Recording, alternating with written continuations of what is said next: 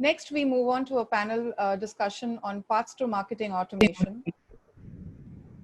This session will explore the factors that decision makers need to consider while zeroing in on an automation solution. Once again, the audience is open to submit their questions for the panelists on the comment box for the Q&A session. Our panelists will be taking questions after the discussion. This panel is moderated by Prasad Sangameshwaram, editor etbrandequity.com. Hi, Prasad. I'd request you to welcome and introduce your panelists. Over to you.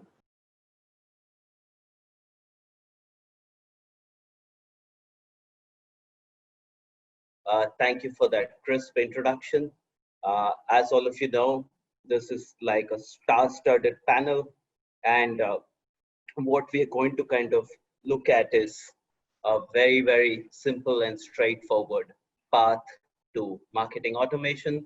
I should also thank Professor Dr. Nicholas for having made my morning even brighter by saying that how journalists are going to be put out of jobs by the AI bots who can write blogs far, far better than us. So that's exactly the kind of things that journalists like us like to hear in times like these. So, but that's the future, and how do we deal with it? So joining me in the star-studded panel of Path to Marketing Automation are Namrita Mahindru. She is the Chief Digital Officer at Aditya Birla Group. I have Swat Kumar, the head of APAC for Adobe Commercial. So I have with me Chirag Taneja, Hemant Aluru, and last but not the least, I have with me Karan Kumar. So as all of you know, so it's no longer just a bed of roses, it's also a path of thorns. I guess it's the same for most people embarking on their digital transformation journey as well, marketing automation journey to be more specific. And to set the ball rolling, the first question of the day is the path to marketing automation laden with both roses and thorns? And if yes, then how do you tread carefully? So shall we open with the lady in the house first? Thanks, Prasad. I think you've articulated fairly well. When you look at marketing automation, you're really looking at a landscape whereby I think there is a certain level of requirement in terms of preparation. The preparation is both at a mental level in terms of, is the organization ready? Do they know what is the purpose of why they want to go down the path of marketing automation? What problems will it solve for them? What do they intend to achieve out of it? And it's equally important to make sure that they have the right skill sets in terms of the teams, in terms of the choices of partners that they may be looking at to evaluate for this journey, because this is not a short-term journey, it's a long-term journey. So given that, I think it becomes extremely important for them to have some of these foundational pillars or blocks in place before they embark on this journey. I think with large organizations, it is also about a mindset change, in terms of there is the marketeer's gut. And I think while in the last decade, most marketeers have moved away from there, but the levels of maturity in terms of the marketing automation landscape still significantly differ. So where you would have a B2C player, so to speak, who would be fairly evolved by this point in time. On the other hand, you will have B2B industries which are manufacturing first, not customer centric first, which are trying to embark on that journey. And then when you speak to them about marketing automation, it's a completely different ballgame. So I think it becomes important to make sure that you have that foundation laid very strongly as a starting point. Okay, so on this note, may I bring in the new age companies into the conversation? So Chirag Taneja is Chief Revenue Officer, Bombay Shaving. Sorry, I couldn't get that designation right at first. So Chirag, being a new age company, how different is it for you all? No, I think Namrita has opened it up nicely. Although I would say that for early stage startups like us, at least the decision matrix is a little different, just because the way we are designed, right? And because he touched upon a point that there are companies, if you go back, who are designed to be manufacturing first. We by design are, technology first companies. We think technology first, we think digital first. Hence, a lot of things change. So if I have to give you a little more perspective in terms of how do at least we think, and I know a lot of early stage startups think this, objectively, we're very singularly focused that we want to look at revenue optimization. Growth is key for us. And if I look at cost optimization, process efficiency, those probably come in later. So that's one way to look at it. Then I would say that we always thrive on that we are optimistically patient, but I would say we are more optimistic than patient. So in terms of delivering, in terms of getting outputs, we don't have a lot of breathing time. We would expect any tool to for the objective which we are solving for, it should give us results at max within a quarter, right? Otherwise, we usually would continue to stay optimistic but run out of patience. Okay, but on this note, Hemant Aluru is the Chief Business Officer at Zoomcar. Does it work the same for your business, where the purchase cycle might not be as frequent as it would be for Chirag? No, I think I echo a lot of Chirag's sentiments on patience and ROI, right? I think the nature of early stage businesses, if you really think through the origination of the business itself, is very customer centric to begin with, right? You have identified potentially a market a gap, a customer need, and if especially the business, let's say, has survived for a few funding cycles or a few years, most likely you have excelled at least at reasonably excelled at least one understanding of the customer path and trying to, obviously you would have grown and scaled the company. That is why you probably still exist. That means that have a reasonable understanding of the parameters on the customer life cycle, the parameters that influence the customer life cycle journey itself, right? Under those circumstances, marketing automation is not a decision, right? It is already designed. Unless you have fundamentally designed your business to a certain level of automation, you probably won't achieve that scale with the level of resources that you have. Especially given that most of the customer journeys are digital, and the digital wallet as such, in terms of the money that is available, is actually a very limited wallet in India. And a lot of new products and services are vying for the same digital wallet. That means that unless there is a reasonable understanding of when to talk to a customer, how to talk to a customer, and what to pitch to a customer at what price point, reasonable understanding, I'm not saying perfect understanding, that means that you are, by definition, the org design itself, right from your tech to your data science, to the fulfillment, like most of the businesses are online to offline, right?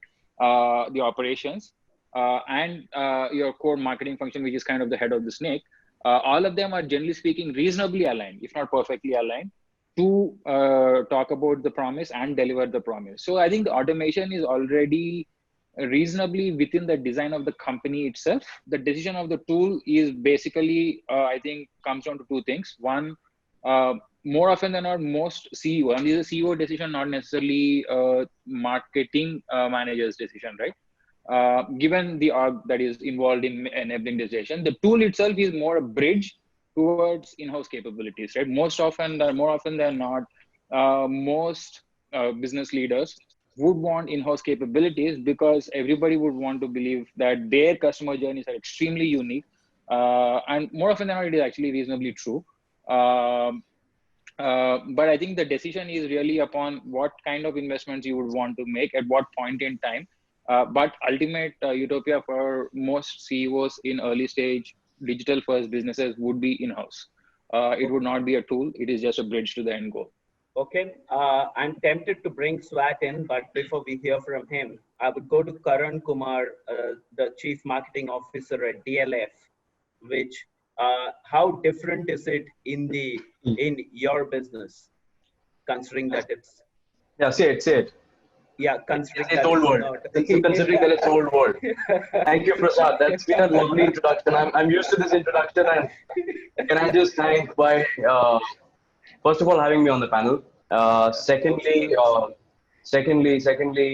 it's great that the panel also is represented by a traditional business, old business, non-tech business, non-new age, fancy business.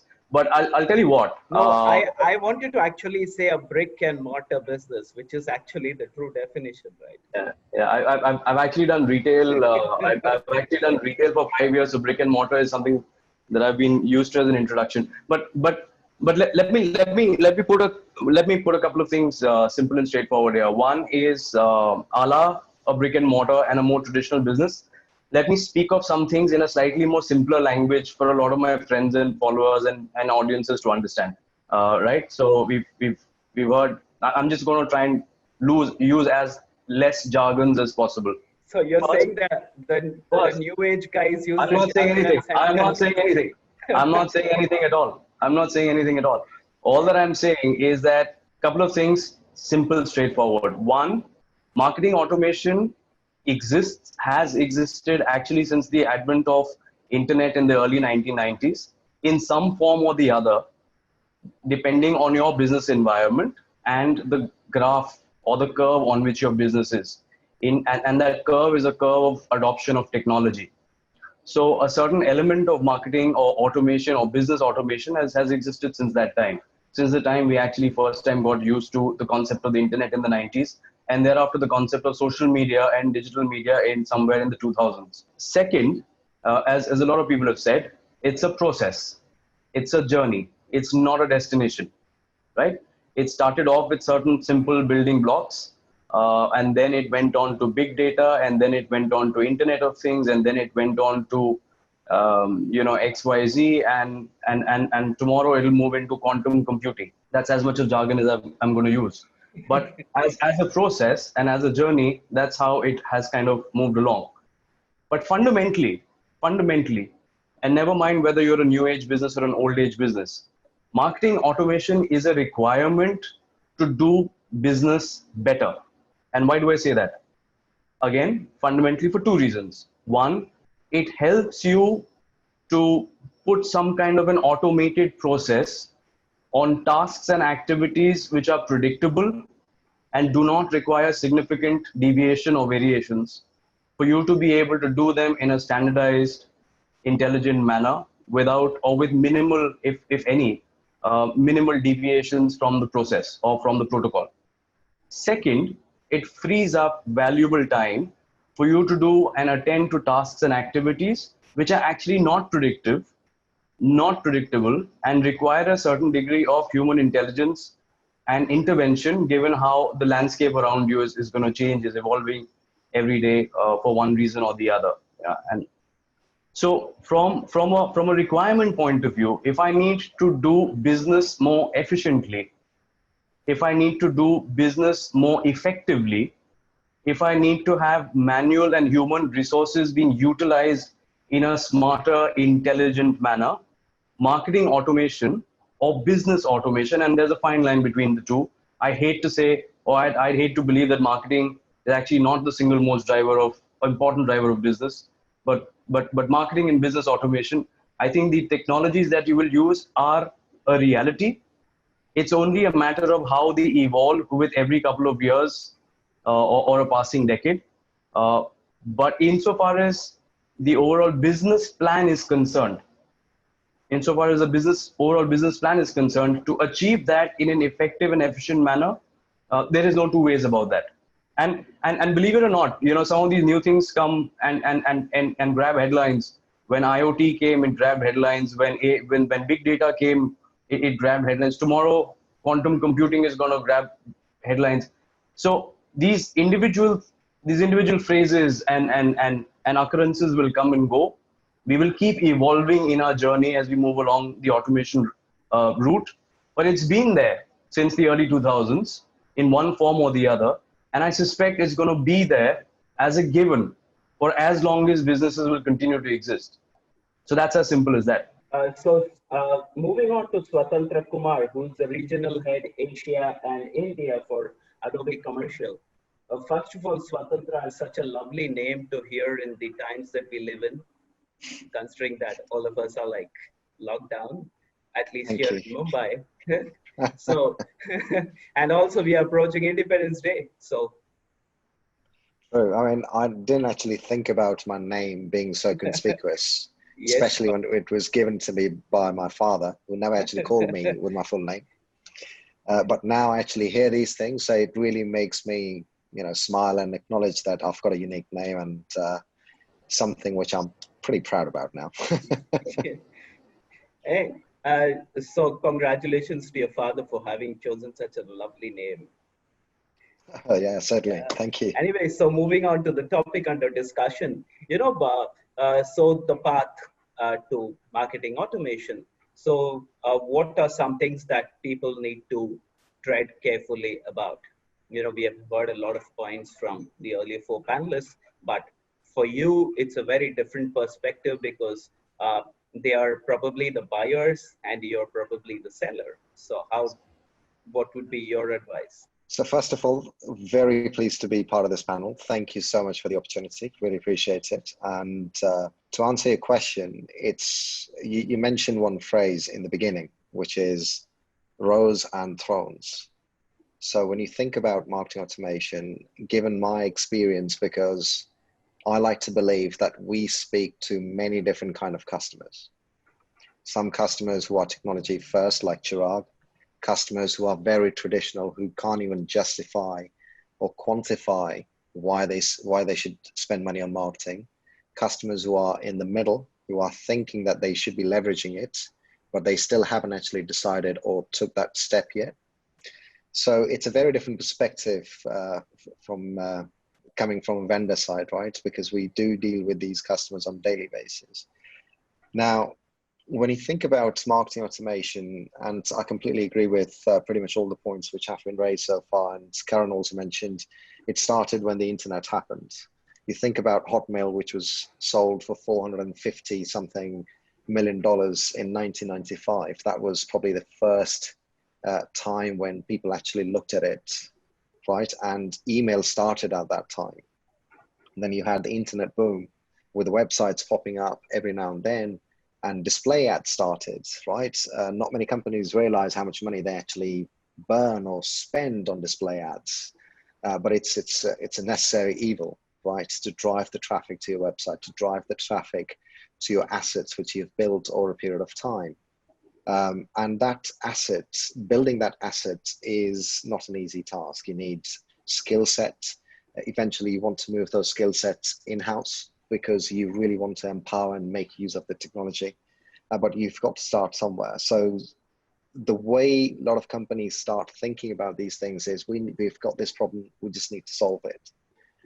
They now actually look at, are we structured in a way that if we were to bring this platform or this technology, will we be able to make use of it? Because nowadays, from a software standpoint, it's a subscription model, right? If you're not watching Netflix, if Netflix is not giving you enough content, you're just going to move on. You'll cancel the subscription. It's the same with software. So for us, the most important thing is for customer to realize, first look inward, whether you've got the structure in place. Then you look at, okay, now that we've got the structure, what are the problems we're trying to solve? And then we look at the technology. And from a technology standpoint, you should always look at not 6 months, not 12 months, but what's the future looks like for the next 5 years. Is this the company who's actually investing in this part of the business? Is this the company who's just a newbie? Is this a company who's been doing it for ages? Where do they come from? Where have they done some really interesting work, which might not be exactly the same as we're trying to do, but if we can get closer to that, that would satisfy us that, yes, we can be partner. So I don't know if I answered correctly or answered all your questions, but you answered it partly, but I would like to kind of also stress upon a point that Hemant, I think, made, that there's too little money flowing into digital investments, but at the same time there are so many options. So how do people actually make the right choice, considering that the spending power is too little, but And I can, this is a question for all the panelists. Right, so I'll say a crack at it.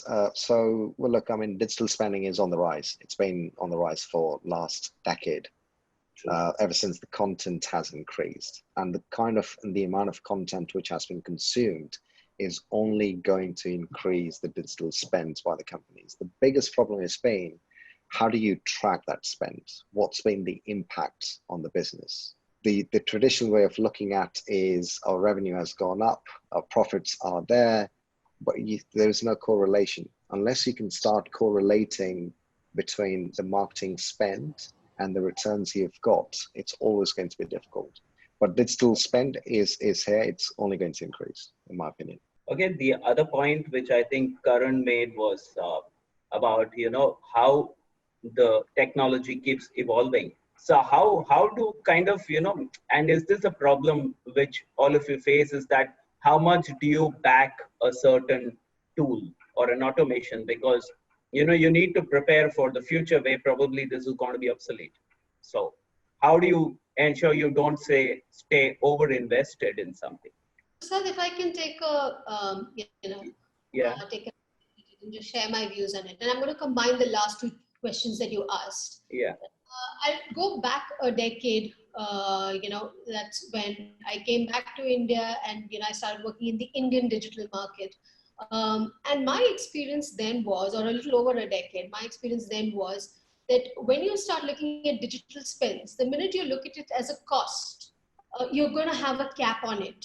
However, there is a way, digital by its nature, especially in the MarTech space, allows you to measure, like Swat said, very effectively, what you're spending on and what is the return that you're getting.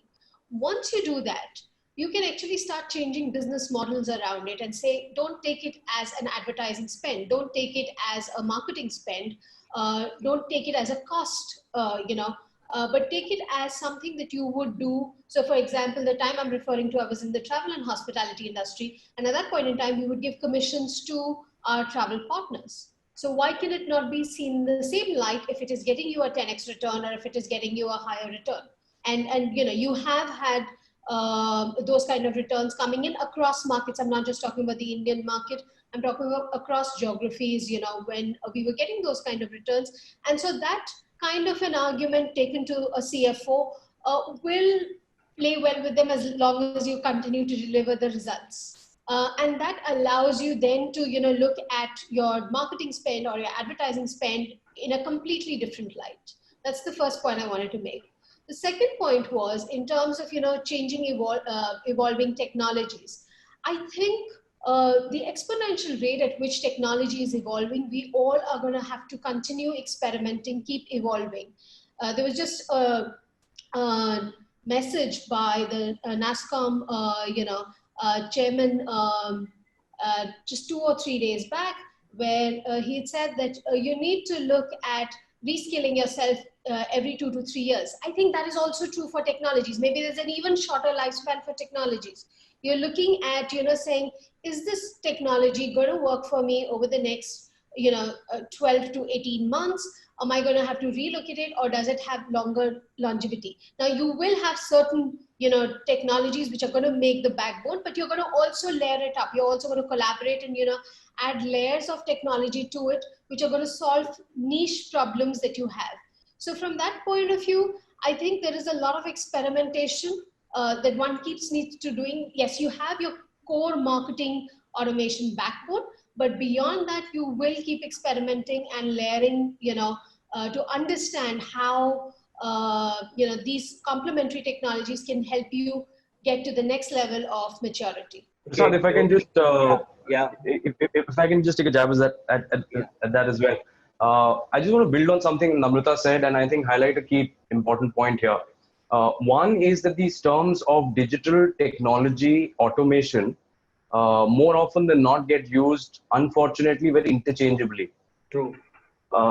So one needs to be clear about which aspect of digital / technology / automation is one speaking about. Digital campaigns is a complete digital marketing. Digital campaign is a different ballgame altogether. That's not as per that's not under discussion here right now. True. And unfortunately, And I think conversations, and it's true for our fraternity, and I say our fraternity of marketers, unfortunately, but I think it's true across a lot of business leaders that they don't seem to get the divide, which is fairly clear one in my headspace at least, and they start using these words interchangeably. So first, digital technology, digital marketing, how do you justify ROIs on that? What kind of returns are you getting? How do you negotiate for budgets? How do you speak to your CFO, etc., etc.? A separate discussion altogether. True. You know, there are KPIs and there are metrics basis which you can have intelligent conversations, basis which budgets are never a problem. True. But if you don't know how to have an intelligent conversation, then budgets should always be a problem. And I'm with the CFO all the way. Insofar as the automation piece itself is concerned, and the marketing or the MarTech piece itself is concerned, well, I get this argument of, you try and be future ready at any given point of time. But the fact of the matter is, and something that Namrata touched on right now, nobody knows really what the future is beyond the next 18 to 24 months. I don't think even the technology guys know that.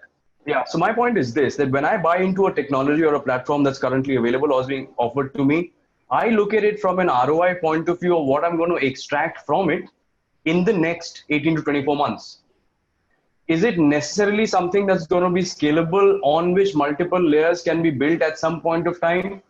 Well, it's always good to have an answer from a vendor partner saying, yes, we are future ready. But genuinely, what is future ready and what does future ready even mean? I think is something that I take with a pinch of salt.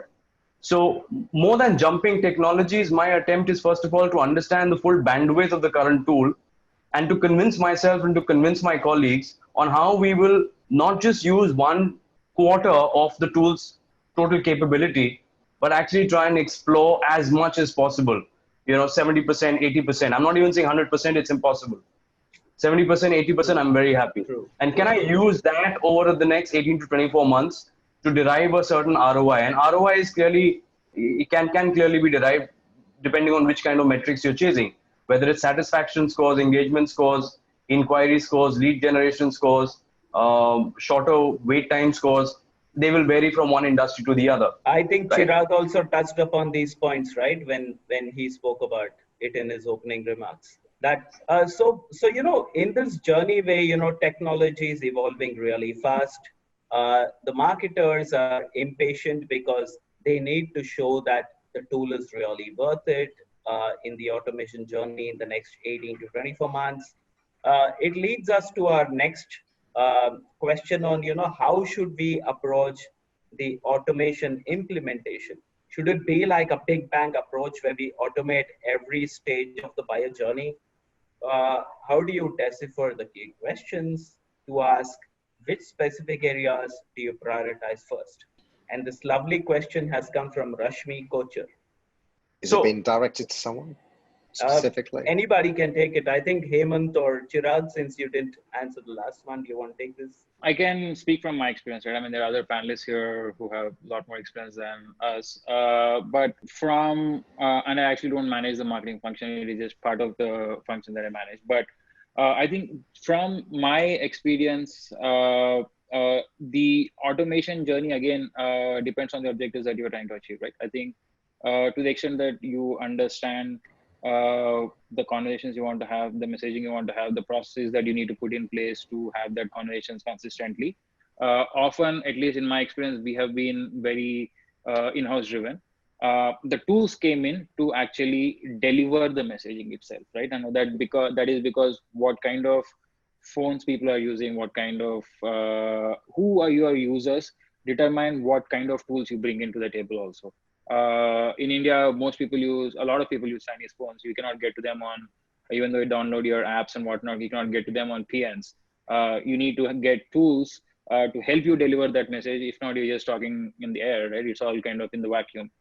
So now, is that an automation? Automation actually happened somewhere else. The tool is just a delivery mechanism.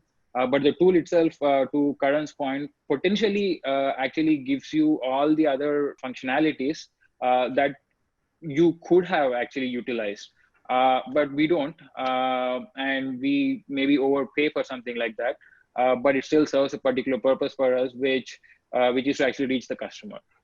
So I think there are different needs for why you use what tools in the whole process.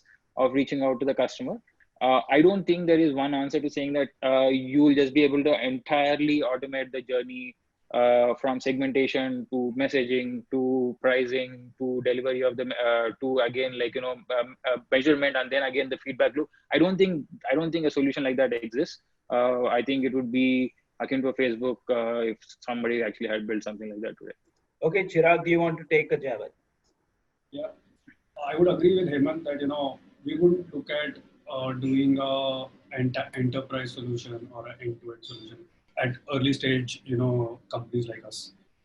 And to Swad's point that, we're very objective driven, and we're trying to move from an era where offline, at least there was a correlation between, we did something and then it led to revenues.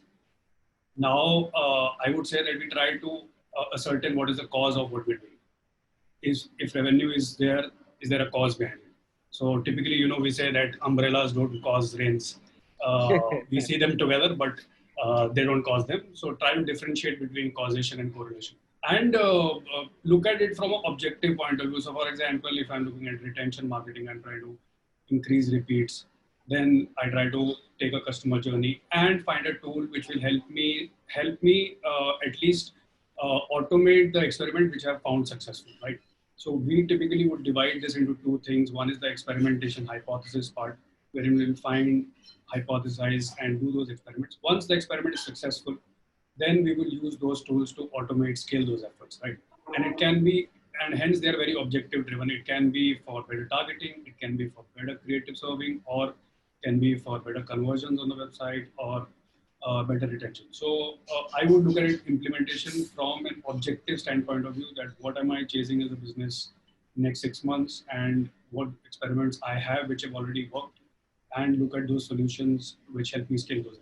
Okay, another point which came up in this discussion was that how much do you actually end up using the automation tool that you purchased? And I think Karan said even if you do 70 to 80%, it's really good.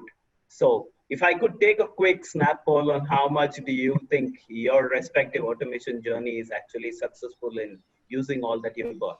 Does that mean that there are, because all the software... Are you at 40%? Are you at 80%? Does it depend on whether you're a new age business or a brick and mortar business? How does it differ? And so typically what I've seen is that you will find a lot of features in a particular product which are on offer. You end up using only 30-40% of them. That's how I would do it. There are features which probably at least at my stage, I'm not using, or probably are just features which probably customer does not want at this stage. And what about Namrita? So I think it's slightly different. It's not about an old age company or a new age company. It's about the mindset, like I said right in the beginning. Right. I worked with traditional companies or legacy companies or brick and mortar companies, and we've had some fairly advanced marketing automation work that we've done. Right. Here, as I said, it's about the mindset. Now, the level of maturity or the level of acceptance is one aspect, but the second aspect is really about do you have those power users created in-house? Right. So to take it from that 30% to that 50%, 50% to that 70%, I agree. You will never get to 100%. But what kind of skill building are you doing in-house to be able to understand that this is the potential of the tool? What kind of experimentation? And to me, that is really important. Are you doing to say, if we experiment with this, if it doesn't work, fine. The market is maybe not ready for it. Our customers are not ready. But I think if you don't keep tipping your toe in the, in that ocean or in that, pond of what is out there and what are the capabilities of the tool, you don't do that little bit of a stretch, you're not going to realize, what is the full potential. So I think traditionally, I would say one keeps about 20 to 30% of that space for experimentation. So if you can get 20% of experimentation, towards seeing how you can use marketing automation, you'll have successes, you will have failures. But I think that has to be an ongoing journey to be able to get that much further in the long run, towards your overall marketing automation journey. That's how I would look at it. Prasad, if I can just add something to this. So this question and to the earlier one. Yeah. First of all, I think people and audiences are smart today, but colleagues, audiences, everybody needs to understand that it's not a binary question that do you have marketing automation or not. Right. You know, it's not a question of do you have an iPhone or no. So you can't answer that question as a yes and a no. True. Right? And I think therefore this entire thing of, you know, what do I do if I want to adopt marketing automation in my company is kind of a question which has no start and no end. True. Because it's process, and before you answer that question of what you need to do in trying to adopting marketing automation, you need to understand that there are processes that are outward facing and there are processes that are inward facing. Right. Now, as a business leader or a process leader, you need to identify a process that you want to solve for and make it more automated for XYZ reasons. That could be an outward process or an inward facing process, as I said earlier, right? You identify the process, you map that process out in terms of how it's playing out currently, and you see that with a degree of automation, can I make that process more efficient? Right. And can I bring down either total cost or cost in terms of man hours? With that spec put in place as a metric, you go about finding a tool that can help you achieve that objective. Now, once you have found that tool, which can help, so of course, all tools have 110 features and you don't end up using 110 features. But the tool that you've chosen to address that particular process which you want to automate, on that particular choice that you made, you should be you should be optimizing or utilizing at least 65 to 70% of that tool's capability. Otherwise, either the process you've chosen was not a very important process to automate in the first place, or your choice of the tool itself wasn't a very educated one. Because I repeat, marketing automation is not something you put on your CV and say, do I do marketing automation? Tick box. Yeah, true. Digital marketing, tick box, right? So as I said, now depending on which kind of process you think you need to automate because of reasons of efficiency and effectiveness, you appropriate a tool. And with that tool, if in my headspace, the way I look at it, if I'm not utilizing at least 70% of the capability of that tool for the reason I adopted that tool, now it might have many more infinite features beyond the reasons for which I adopted, and that's a different story altogether. But for the reason that I adopted that tool, if I'm not utilizing it to 70% of its ability, I think it's a waste of everybody's time and effort and money. Perfect. Okay. On this note, I have to bring in Swatantra because, I think two of the panelists made this thing that marketing automation kind of service providers are actually overbuilding. Are you adding more features than probably what the market requires? Do you think there is probably a gap in the market to actually simplify things and offer it in like smaller packets? The funny thing is, everyone is looking for feature. Now, if you remember, the first statement I made was you really need to nail down your use case. What is it you're trying to solve? No one think like that. Everyone is looking at, do you do this? Do you do this? So you end up building a laundry list of feature and you just throw at them saying, yeah, it does everything. What is it you're trying to do? Now, in my experience, 98%, I would say, if not 99% customer are looking for the laundry list, not the use case, not what they're trying to solve. And that's why the adoption rate also becomes questionable, whether they're utilizing the software or the platform itself to its limit. Because if you don't know what you're trying to solve, you will try and figure that out once you have that software in place. And if you're successful, great. If you're not, money down the drain. Blame goes to our software didn't work. Okay, this has been a very lively and interactive morning session. Thank you so much, ladies and gentlemen, lady and gentlemen. We have the next panelists already waiting in queue. Hence, I'm like forced to cut down this discussion, which I feel can easily go on for another 30 minutes. But it's been really worth its while. Even people like me who would probably not go on a journey to procure a marketing automation service have actually picked up a lot of very interesting and valuable points this morning. And I'm sure it's been equally informative for all the participants in the audience. Thank you so much, everybody. See you on the other side. Thank you. My pleasure. Thank you. Thank you. Bye-bye. Thank you. Thank you, Prasad, and thank you to all the panelists. Thank you also to the audience for sending in your questions.